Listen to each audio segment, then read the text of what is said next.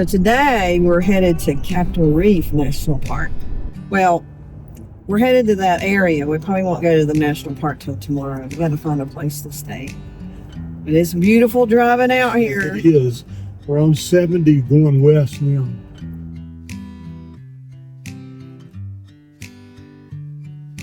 About 37 miles, continue straight.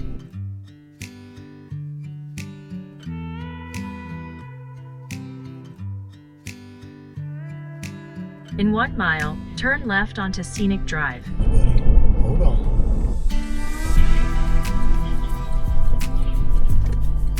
Go up there. Let's say this will do nicely. Oh, There's a fire. I can't see.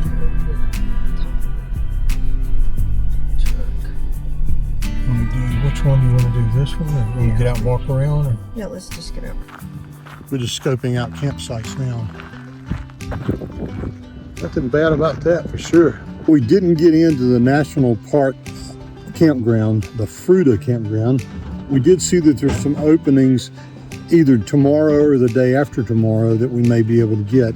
So we came just outside of the park on the east side and found a dispersed campsite. We're the only ones here. It's not a lot of road noise. It's really beautiful. I think we're going to stay connected. We need to bring the front end up of the RV about 3 inches and we'll be close enough. So I think we can actually do that. This will be home tonight. Set up Dishy and make some plans for the next few days.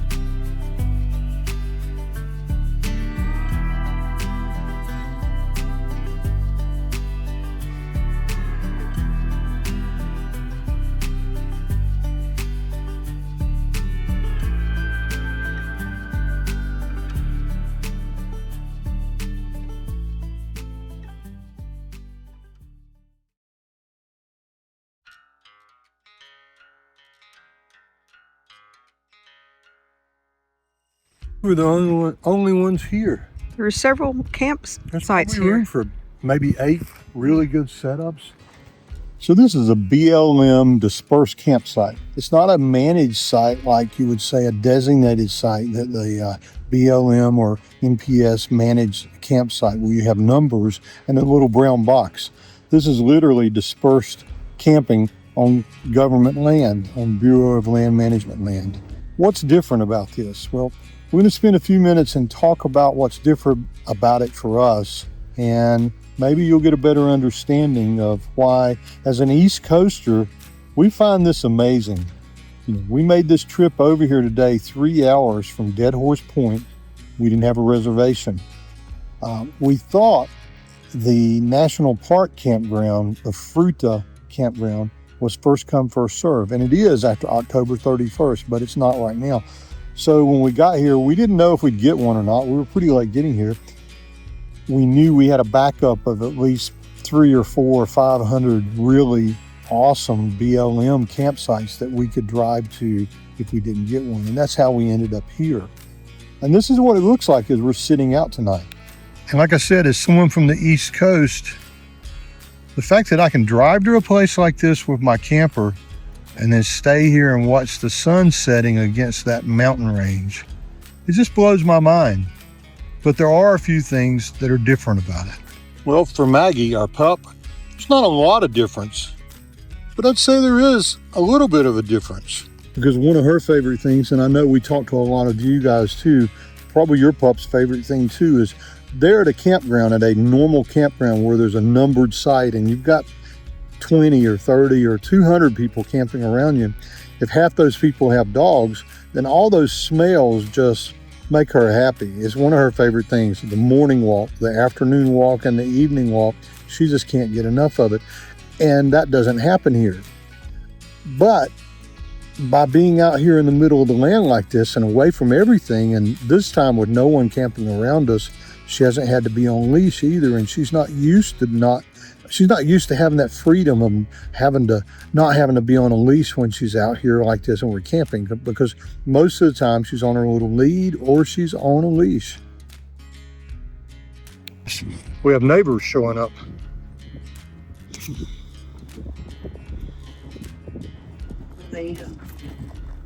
They're in a Toyota. car? Toyota Tundra. And the Viking. So let's talk about the differences between dispersed camping on BLM land like we are right now versus, say, a managed National Park Service or BLM campground where you have a designated campsite versus a campground that's inside of a national park. They're similar, but there are a lot of differences. There's absolutely no facilities here whatsoever. In the one in Moab, we did have a pit toilet, and there were places that you could get water that they specified you could go to, and they had trash. Not at where we were, but they did specify where you could take your trash. So that's the main difference. And here, there's no facilities. You have to, like, what you bring in, you take out. You know, there are little Fire rings. fire rings seems to be to specify each designated camp spot. That's kind of the same. Another difference is that you can kind of camp anywhere you want to, basically where there's a fire ring. The other one actually has designated spots. They got a little number, and you go and you register and you put your money in, which is very minimal, by the way. But you have neighbors. It seems like you have more neighbors, but you know, we're getting neighbors, but you have neighbors all day. Yeah. It seems like. Yeah. I'm sure I missed some. Between the dispersed campground and one that's managed, that you can show up at any time with both of them. But I think one of the big key differences for me is on dispersed, in a dispersed situation like this, you could drive all day like we did when we were driving from Rocky Mountain to Yellowstone. We didn't care what time we got there. We felt pretty comfortable that we would be able to find a campsite. When you're in a dispersed situation like this, you're going to find a place to park. You know, there's some place in a campsite like this that you'll find an area that's free enough for you to park in. That kind of lets you go as long as you want to. It lets you drive until you're tired. If you want to stop at 3, you can. If you want to stop at 5. The only thing we try to do is, well, and we sound like experts, but we really, being on the East Coast, we're not experts. That's what we're trying to tell you, is that this is totally different for us. But we try to get in well before dark, because you probably have already seen the video where we ran across the big boulder when we were leaving a campground. And that was my fault. But that can happen anywhere. You can drive it off a hill or something, so you need to know where you're going. And so we try to get in before dark. I think the other thing from a positive perspective, at a designated campground that's managed by the Park Service or by the Forest Service, it's really cool. You're going to have a slice of heaven that you can pretty much call yours. But when you go to a dispersed campsite like this, your slice of heaven is huge. It can be as big as what we're looking at right now. Our door opens up, and we have this entire vista in front of us. And because we're on this cliff, no one can camp in front of us, and we have this view. And it's just breathtaking, and it blows my mind that it's free. We can come, if we like this, we can stay for 14 days. And I think, for me, that kind of freedom that you get from doing this is one of the big differences about dispersed camping. Another thing that I feel about dispersed camping versus the managed is, since we're in a trailer now, I don't feel as comfortable about disconnecting from the trailer and going into town or going in for a hike or into the national park and just leaving the trailer here in a dispersed spot. I don't feel that comfortable doing that. And I definitely wouldn't feel comfortable leaving Maggie in the trailer. I think eventually we both would start to feel more comfortable about that. If we stayed in this spot for a week, by the second or third day, I think we would feel comfortable, but nobody ever comes around and we're safe, and we could probably leave the base camp and go.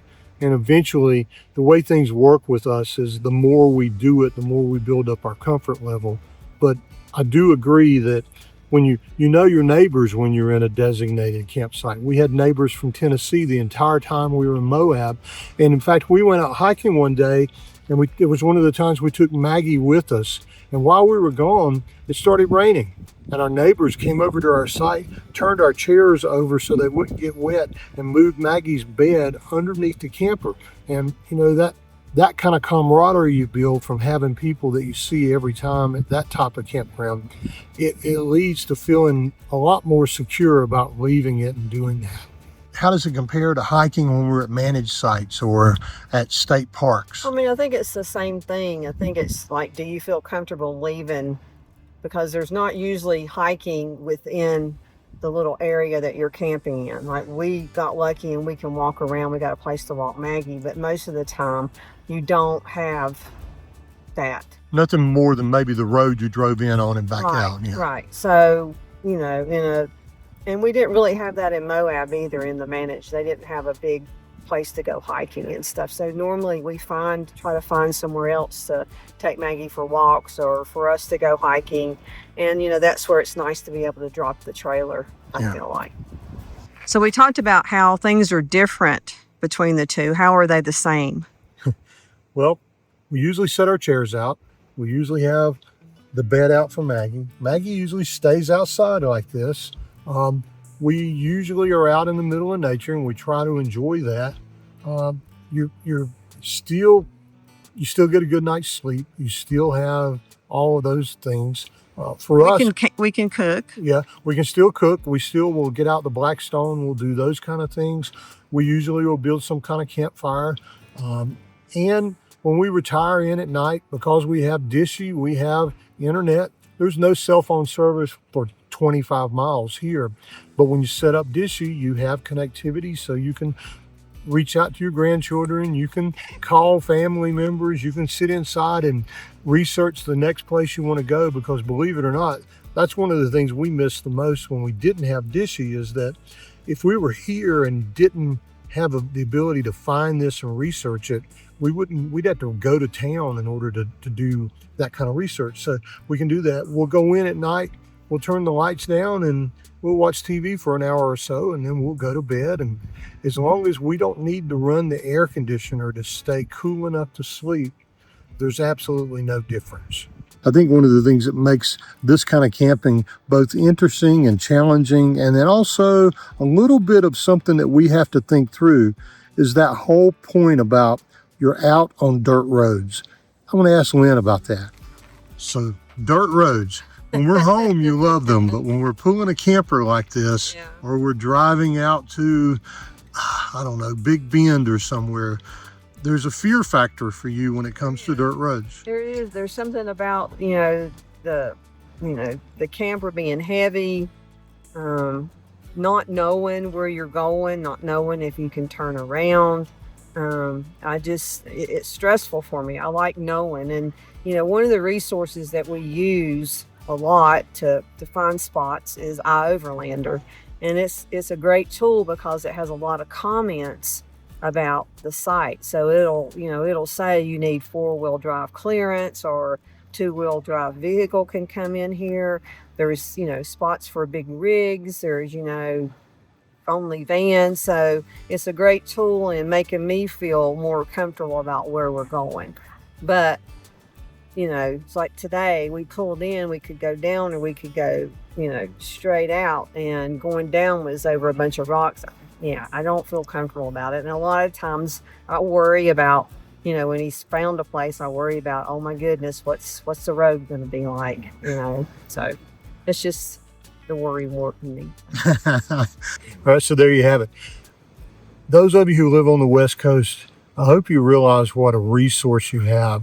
The fact that there are over, 1,000 campsites within 50 miles of here that you can just pull into at any time of night and camp and enjoy this and just feel like you're out here in part of nature. I hope you realize how lucky you are that you have that.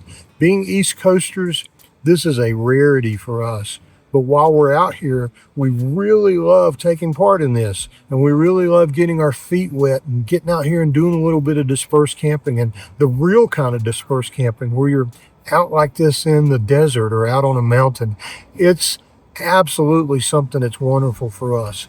Now tomorrow, we're going to leave here. I almost said check out. There's no checking out. You just pull out. You don't do anything. But tomorrow we're going to leave here and we're going to go to a Harvest Host. And we love Harvest Host too. And we'll probably show you that. And then the next 2 nights, we have a national park campground, the Fruta campground inside of Capital Reef. But that may not happen. Right now, today, it is 7:19 on Tuesday, September 30th. And by the time you watch this, you will know for sure. Did the government shut down at midnight tonight? Or did something happen miraculously and everything stayed open? We also don't know if at midnight, will it shut down? And does that mean that the national parks are going to shut down as well? We won't know until we go to check in if we'll actually be able to use our campsite. But we'll keep you posted with that. This will be here, so if we want to just come out here and just enjoy this, we'll still be able to do it. We'll still be able to do Harvest Host, and we'll still be able to do state parks. All those other things are going to be more busy, will be busier though, because all those people that were going to go to those national parks have got to go somewhere. They may go home, and to be truthful, we may too.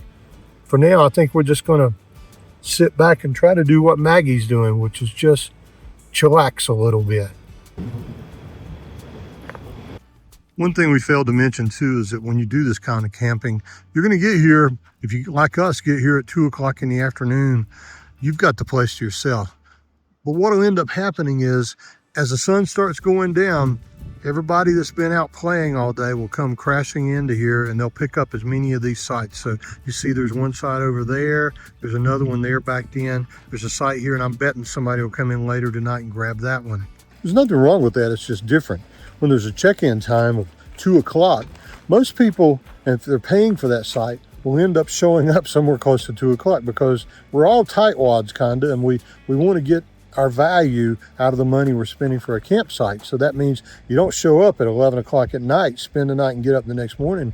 If you're paying for it, you might as well get there when they'll let you check in and enjoy the facilities and then stay as long as you can make it to the next spot.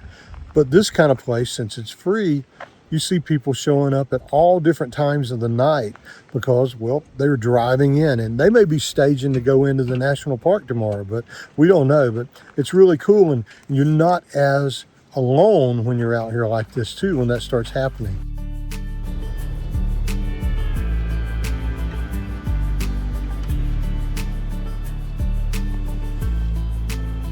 Not even a perfect dispersed campsite could keep us from worrying that at midnight our trip was going to change, and then it happened. Leaders, specifically, of course, the Democratic leadership in the House and the Senate.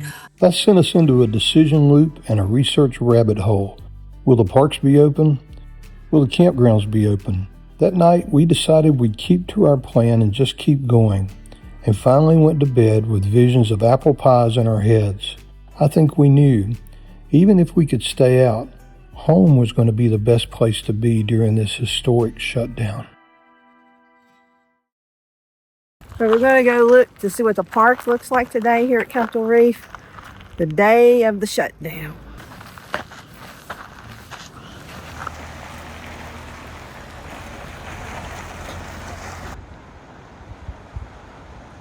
Make sure we don't spin the tires.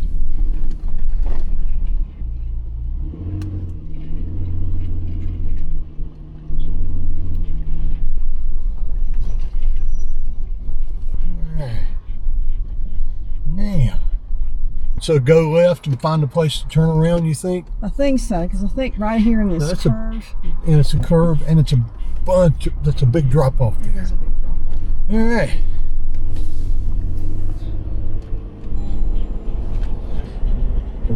If we hadn't been in that curve, I would have said turn the other way. Too. But Yeah, we turned away from the national park to head back away from Torrey because we just could not have made that right turn. It was just, there's no way. Maybe in a van or something we could have, but in this thing, but it wouldn't. We were in a curve, so I didn't feel comfortable either.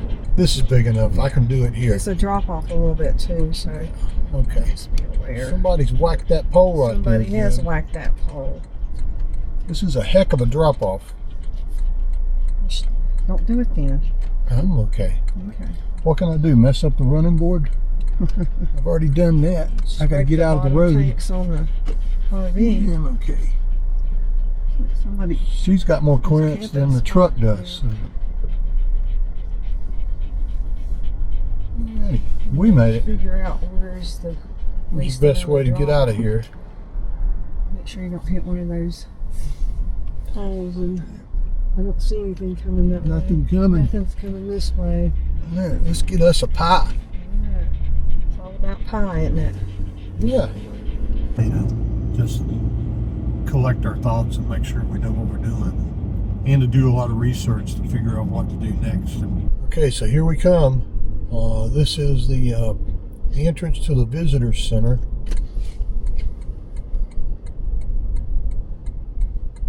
Very few cars here. Yeah. Yesterday it was packed in here. So, people walking around though. Not sure why. It's closed, there's no lights on.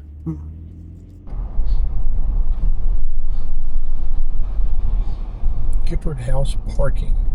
I don't think you can. I couldn't get in there with it. There's his pie place. Let's just hope they're open. I don't think they're closed, sweetie. They're closed. Dadgummit. Everything said they would be open, but they're not. This is, it's very disappointing.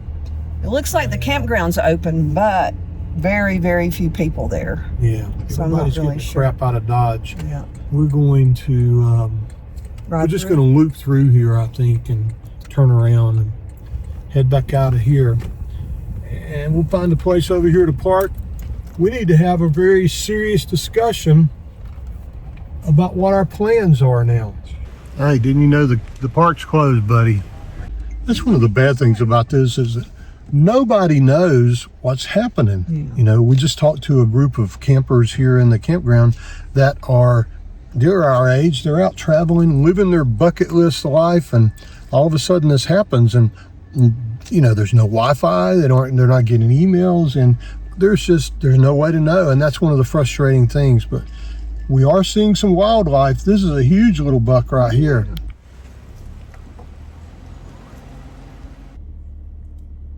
Hopefully he's gonna walk in front of me, not hit me. Look at that dude. He's a big boy. Government shutdown, and what happens when that goes on? Well, a lot of things go bad. One of them is national parks become a victim of that. Makes us sad. And here's what's going on here. Government employees were told to report to work today, but their job today was to set up everything in the area that they report to for being shut down indefinitely. Sucks, doesn't it? And they're locking down things and closing it up. And it's kind of sad because they're doing that knowing that as soon as they finish, those are the last hours they're going to log, and it's not like they're going to get paid. They're not. They're furloughed, and that steady government job that Lynn and I grew up as, you know, if you were a mail carrier, you were taken care of for life. If you worked for the government, you had a great job. I don't know. It's just really, really sad, and we're stuck in the middle of it. We're going to make a decision here in a minute.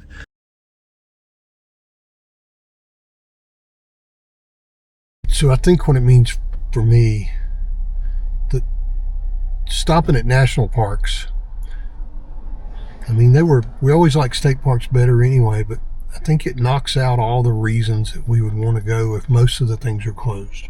Right. You agree? I agree with that. So I think the decision is, do we continue our trip and then just base it around the state parks that are nearby? Or do we say, here's your sign, Right. we'll just go ahead and turn right and head east? I guess the issue too is how easily can we get into state parks? It was hard before. Yeah. So. We have one reservation outside of Las Vegas that we have on the books right now because it was our turnaround point. Right. But that's all we have. We can get onesie, twosie nights going that, and we could extend it. But I mean, we have reasons, family reasons, that if we get home we get to see soccer games and soccer matches with the grandchildren. Grandbaby shower. And a great grandbaby shower and all those personal reasons. So, you know, I think yesterday we were smelling the barn. The winds were blowing and we could smell the barn. And then we had this epiphany that we drove this far, let's just quit smelling the barn and tough it out and put on your big girl panties and do it.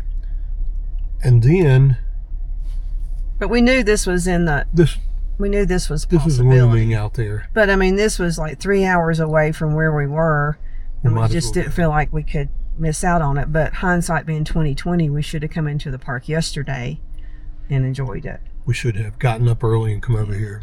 Well, we couldn't have gotten up early. Well, I guess we could have, but yeah, you wouldn't have met the lady. You're right. Getting water and talking you into coming here for apple pie. So right. It all happens for a reason. Things happen for a reason. So. They do. So I guess you tricked me last time, but how'd I trick you? Well, I said on the count of 3, turn right or turn left, and you didn't even put your hand up. So I'm going to make you do it this time.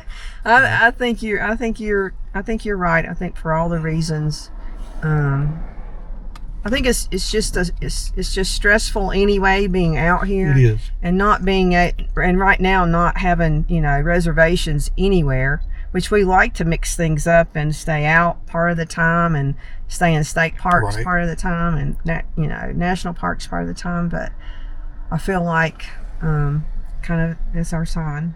It's our sign? It's our sign. I agree with you. Okay. All right, there you have it. Just in case we change our minds tomorrow. And there is a really good possibility that we won't go straight home, that we'll stop somewhere on the way. So, I mean, we'll look for those places. Looking for those places. Yeah. When we get signal. Yeah, it'll be 45 miles until we get signal, but we'll do that. All right, Maggie, do you want to get in your bed and we'll start driving? We're driving. You're a good girl. You're the best pup dog. We're not getting cinnamon rolls for breakfast. I guess we're not. We got a granola. All right. Here we go. 1, 2, 3. Remember when you told me that I should take it slow, but I can't stay when the world is waiting. I'm too used to being on my own. Hearts will break, but Kind of hits you when you do that, doesn't it? What? It's over. All everybody's crying, Maggie. I ain't crying, Mom. I'm happy. She's happy no matter what. She is. No matter what we do, she's always happy. Yeah, we got plenty of gas. We got it in tow haul mode and rear view cameras on, and we're about 30 miles from civilization. That is that. Thanks a lot, Senators, for ruining our trip out west. You have one job, and you suck at it. you can change me, you can tell me down. I'll be back goes every place I find. I break the molds with rebels mind. I'm a hurricane, a free-born mind.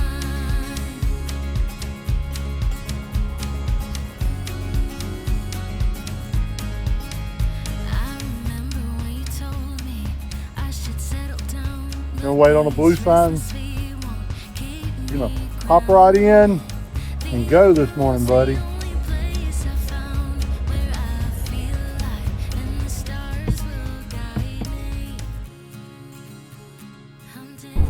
Day 2 of our adventure to drive home in 3 days from the West Coast, and stop at Love's was a really good stop for us. Off the interstate really quickly and set up and back on the interstate this morning, and look at that, the sun's coming up and we're heading east.